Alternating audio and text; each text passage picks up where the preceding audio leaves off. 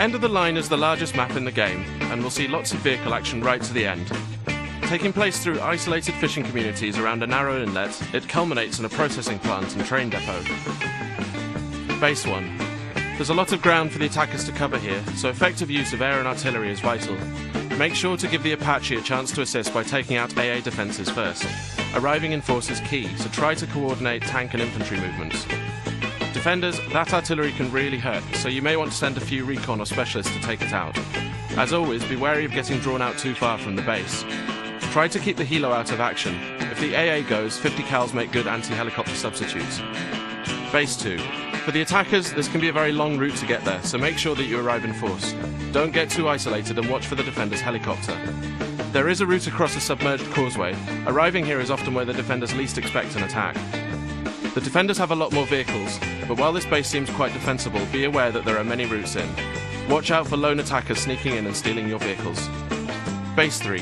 This base is split into 2 levels and has 2 main approaches which are easy to guard. Avoid arriving alone as it's much easier for defenders to concentrate fire.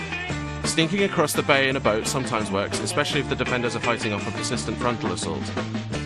The main attack will usually come along the waterfront, but be aware that the attackers can work around higher as well.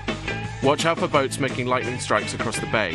When they hit land and get into buildings, dislodging them can be tricky and time-consuming. Base 4. This base is well set up for defence, with roadblocks and stationary weapons, but the tight house setup can work against them. It's much more effective to get infantry squads in there. Often placing a squad member in a hidden location will let you avoid very long travel times. Defenders, expect a lot of vehicle attacks, but the biggest threat can be infantry. Watch out for the helicopter making attack runs too. In close quarters, make sure to mop up the entire squad.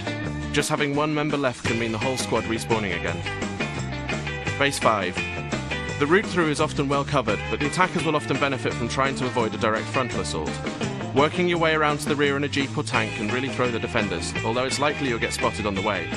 Defenders. This base feels quite defensible, but it's very large and there's a lot of opportunity for attackers to work around.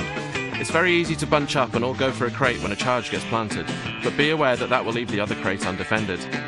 End of the Line is a big map, but despite that scale it's often characterised by daring infantry actions. The map is often decided in the middle bases, and if the defenders hold well on the first base, it makes it difficult for the attackers to keep numbers through to the last.